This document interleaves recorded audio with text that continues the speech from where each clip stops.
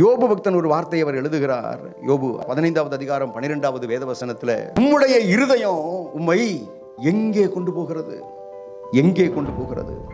இன்றைக்கு தேவ பிள்ளையே, உங்களுடைய இருதயம் எப்படிப்பட்டதாக இருக்கிறது? உங்களுடைய இருதயம் உங்களை எப்படிப்பட்ட நிலைமையில உங்களை வழிநடத்தி கொண்டு போகிறது? உங்களுடைய இருதயம் உங்களை ஆளுகைக்கு நேராய் கொண்டு போகிறதா, அல்லது உங்களுடைய இருதயம் அடிமைத்தனத்துக்கு நேராய் கொண்டு போகிறதா?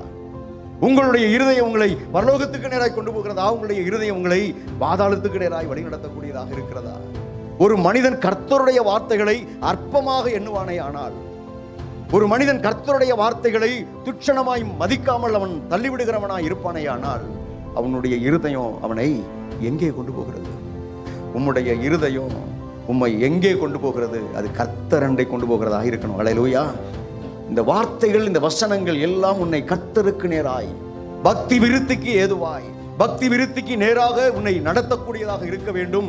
எனவேதான் இந்த யோபு பக்தன் சொல்லுகிறார், உன் இருதயம் உன்னை எங்கே கொண்டு போகிறது? தேவ பிள்ளையை, இந்த காலை வேளையில் இந்த வார்த்தைகளை கேட்டுக்கொண்டிருக்கிற தேவ பிள்ளைகளே, ஒரு விஷயம், உங்களுடைய இருதயத்தை ஆராய்ந்து பாருங்க.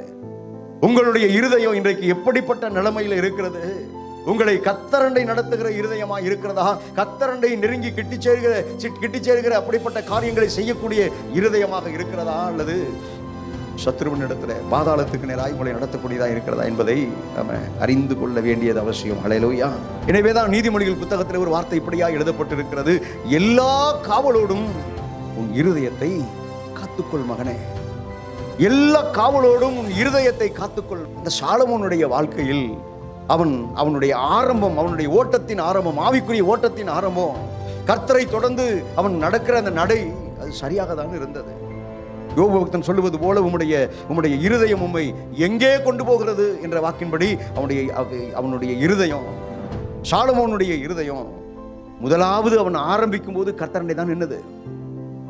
ஆனால் அவனுடைய இருதயம் இடையிலேயே மறிக்கப்பட்டு, இடையிலேயே திருப்பப்பட்டு, உலகத்துக்கு நேராக அவனுடைய இருதயம் திருப்பப்பட்டது. எபிரேய ஆக்கியோன் புத்தகத்தில் விசுவாச வீரர்களுடைய பட்டியல் ஒன்று பெருசா இருக்கும். அந்த விசுவாச வீரர்களுடைய பட்டியலில் போய் இந்த சாலமோனை போய் தேடி பார்த்தீங்கன்னா அந்த பேரே இருக்காது. சாலமோனுடைய பெயரே அந்த விசுவாச வீரர்களுடைய பட்டியலில் இல்லை. ஏன் சிம்சோன் பெயர் கூட அதில் பொறிக்கப்பட்டிருக்கு, எழுதப்பட்டிருக்கிறது. ஏன்?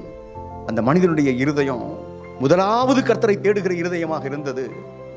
அவனுடைய இருதயம் திருப்பப்பட்டு, அவனுடைய இருதயம் உண்மை எங்கே கொண்டு போகிறது என்று சொல்லி யோபு பக்தன் சொன்னாரே, அவனுடைய இருதயம் உலகத்துக்கு நேராய், பாவத்துக்கு நேராய், இச்சைகளுக்கு நேராய், கர்த்தருக்கு எதிராய் அவனுடைய இருதயம் திருப்பப்பட்டதை வேதத்தில் பார்க்க முடிகிறது. சிம்சோன் வேசிகள்கிட்ட போய் படுத்து கிடந்தவன் அந்த கடைசி நேரத்தில் அந்த தூணை பிடிச்சுக்கிட்டு கெஞ்சினான், ஆண்டவரே ஒரு விசை என்னை நினைச்சிருங்க.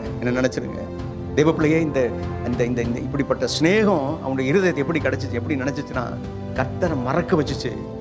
என்ன காரியத்தை நீங்கள் ஆசை வைத்து, நான் சொல்லட்டும், இந்த சாலமோன் பெண்களின் மேல், அநேக ஸ்திரீகளின் மேல் ஆசை வைத்தான். உங்களுடைய ஆசை ஒருவேளை பொருளாசையாக இருக்கிறதா? உலகத்தின் மற்றவர்கள் வைத்திருக்கக்கூடிய அந்த செல்வங்கள், மற்றவர்கள் வைத்திருக்கிற பொருள்களின் மேல இச்சை, அந்த ஆசை இருக்கிறதா? தேவ பிள்ளைகளே, சிலுவையில் அறைய ஒப்பு கொடுங்க. உங்க இருதயம் காக்கப்பட வேண்டும். அல்லேலூயா. உங்க இருதயம் காக்கப்பட வேண்டும். உங்கள் இருதயம் உங்களை எந்த இடத்துக்கு வழி நடத்தி கொண்டு போகிறது, இதை மறந்துடாதீங்க. உங்களுடைய இருதயம் உம்மை எங்கே கொண்டு போகிறது? யோபுவினுடைய புத்தகத்தை அந்த வார்த்தையை இன்றைக்கு உங்களுடைய எண்ணங்களிலே பதித்துக் கொள்ளுங்கள். உங்களுடைய இருதயம் உம்மை எங்கே கொண்டு போகிறது? ஆசைக்கு நேராய் கொண்டு போய் விடக்கூடாது, இச்சைகளுக்கு நேராய் கொண்டு போய் விடக்கூடாது. இந்த சாலமோன் அப்படி தன்னுடைய மனமும் மாமிசமும் விரும்பினபடி வாழ்ந்ததினாலே பிள்ளைகளே, அவன் பெற்றுக்கொள்ள வேண்டிய ஆசீர்வாதங்களை பெற்றுக்கொள்ளாதவனாய், இழந்தவனாய், சுதந்திரிக்காதவனாய் இந்த பூமியை விட்டு கடந்து போனான்.